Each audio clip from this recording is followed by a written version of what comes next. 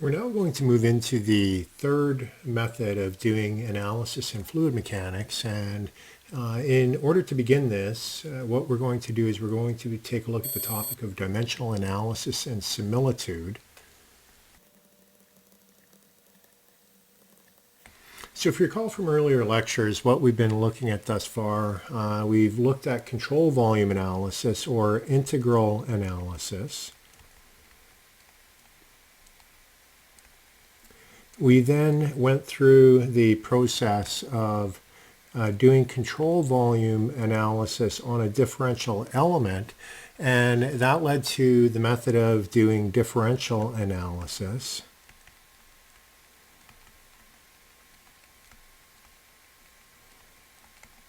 And when we did, I should go back, control volume, we looked at mass, momentum, and energy. And then when we did differential analysis, we came up with a number of different equations. We had the Euler equation, which is for an inviscid flow field, and we had the Navier-Stokes equations, and that would be for a viscous flow field. And as a subset of Euler, we also looked at things such as potential flow modeling, and we just briefly talked about that. That would be another method. And usually what you're either after the velocity profiles or pressure distributions, things like that in fluid mechanics. And then from the pressure distributions, you can calculate forces and moments on objects. But that was differential analysis, and we found that it's hard to come up with solutions for these. Quite often this leads to computational fluid dynamics, CFD, or very, very basic solutions are what we're able to come up with using the differential analysis techniques. So we've looked at integral, we've looked at differential. Now what we're going to move into is experimental analysis. And experiments are just what they sound like. We do experiments with real-world objects. Obviously, we can't test very, very large objects all the time when we're doing experiments, so we do scale modeling, and that's where similitude comes in. It gives us a method of being able to scale what we're doing in an experiment versus what might actually be full-scale systems. So, and the other thing that we're going to look at is dimensional analysis. That enables us to make experiments more efficient, and I'll give you a little bit of an example in this segment where we talk about that. So we're moving into the third form, and that is experiments and experimentation.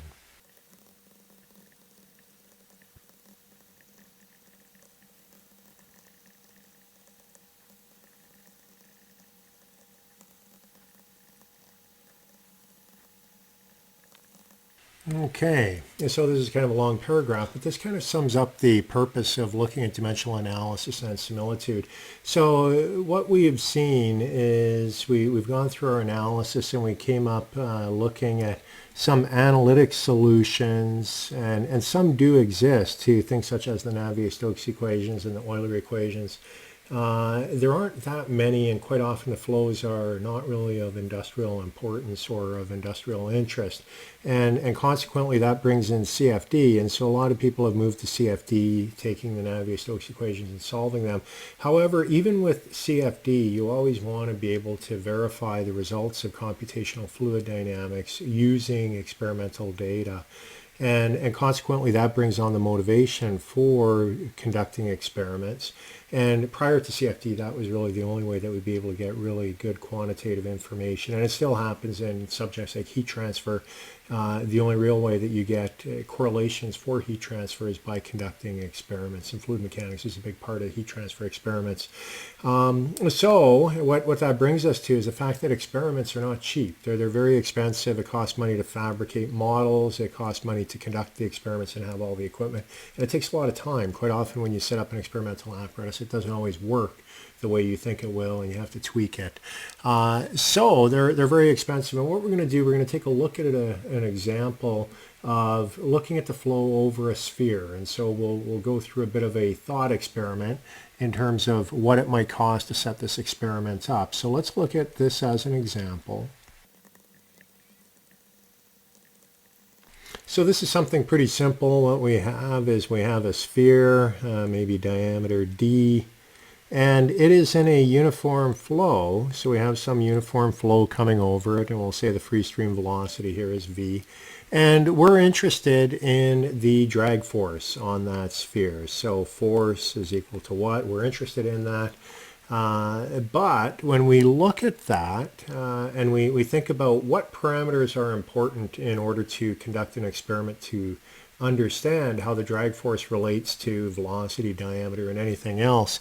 So we look at the drag force, and let's say that is what we're interested in. So we have drag force F. And other parameters, well, I've drawn a couple of them here, obviously velocity and the diameter of the sphere. So we have d.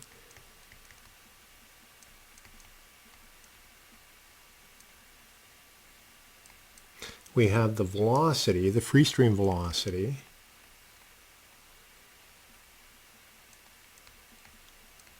Other parameters, well, if we did this experiment high up on top of Mount Everest versus at sea level, we would have a difference. And the reason is because of the density of the air. So that would be another one, density. And finally, if we did this experiment in honey, versus in air, the drag force would obviously be very different, and so we know the viscosity of the fluid is going to be important. So typically when you do an experiment, you should be doing this type of thing. Quite often we don't, because experiments have been done before, and so we just look at the variables. But those are some of the parameters that this experiment will be dependent upon. So if we want to understand the characteristics of the drag force on this sphere, what we can say is that the force is going to be a function of a number of different variables. We can say it's going to change with the diameter, it'll change with the velocity flowing over the sphere, with the density of the fluid flowing over it, as well as the viscosity. And those are some of the parameters, and all of these can be measured.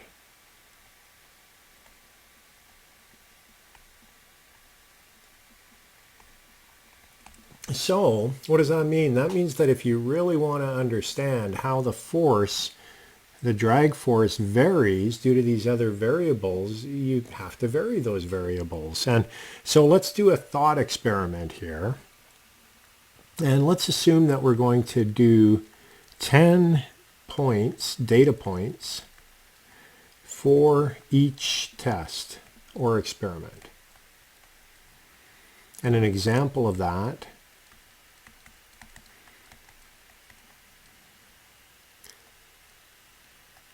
let's say you do an experiment where you can fix the velocity, the density, and the viscosity, and you vary d 10 times. So you have 10 different diameter spheres, and you evaluate the drag force due to 10 different diameter spheres after you fix velocity, density, and viscosity. So if you look at this and the fact that we have these 4 parameters and then this 5th one that we're interested in measuring, what that leads to, and if we were to do 10 tests for every one of these combinations, you would end up with 10 to the 4 tests that you need to conduct. So that is quite a large number, and if you think about it, these tests aren't going to take place very, very quickly. It will take time to conduct them, and so let's budget and say maybe 1/2 hour per test. And let's say you're working an 8-hour workday.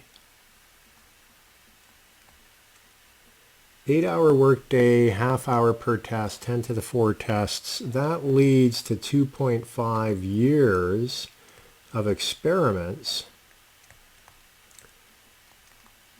investigating the drag characteristics on this sphere.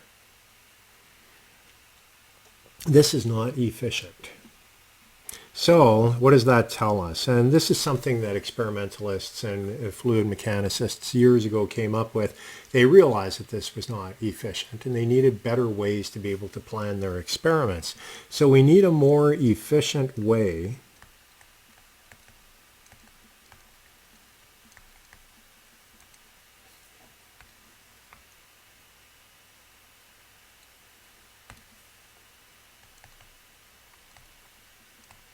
we need a more efficient method, and the more efficient method that we will look at is dimensional analysis.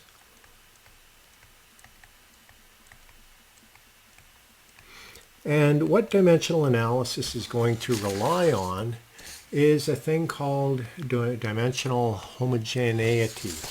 And what that says, and we'll be using it as we go through dimensional analysis,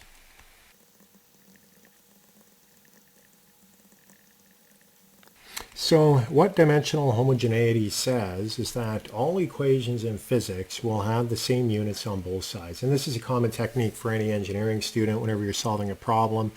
If you want to check your answer, you check the units to ensure that it is consistent on the left and right. It doesn't guarantee that you've done it right, but it means that you're moving in the right direction. So an example, let's say you have distance is equal to velocity times time. Looking at the units here, we know distance, units of length, and then on the right hand side we have length time to the minus 1, and that is being multiplied by time, and so then what we get is length equals length. So I mean, that's a very simple one. Oops, sorry, not time. Length is equal to length, and that's a very simple one, but what it does is it provides a mechanism by which we can check things. And so when we go into dimensional analysis, we're going to be coming up with non-dimensional numbers, and the way that we're going to get these non-dimensional numbers is through dimensional homogeneity. And the non-dimensional numbers are numbers that are very important for the experiments that we're looking at. And essentially what we're doing is we're taking a bunch of data. So instead of taking, like we showed in this example, 10 to the 4 tests and all these data points, you do fewer experiments, but you collapse your data. Collapse your data onto curves that have your non-dimensional variables. So you'll then be able to come up with, we'll use pi, are going to be the variables that we use, but by collapsing, all of your data points would then fall into some relation. And that's what the experimentalist is always after. And if they can get a linear relationship like that, even better.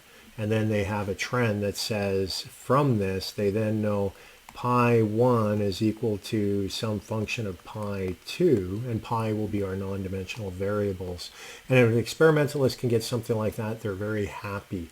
And by doing this, they don't have to do thousands of experiments. They only have to do, let's say, 50 experiments or 10 experiments even, and then all the data collapses and they get a beautiful relationship like that.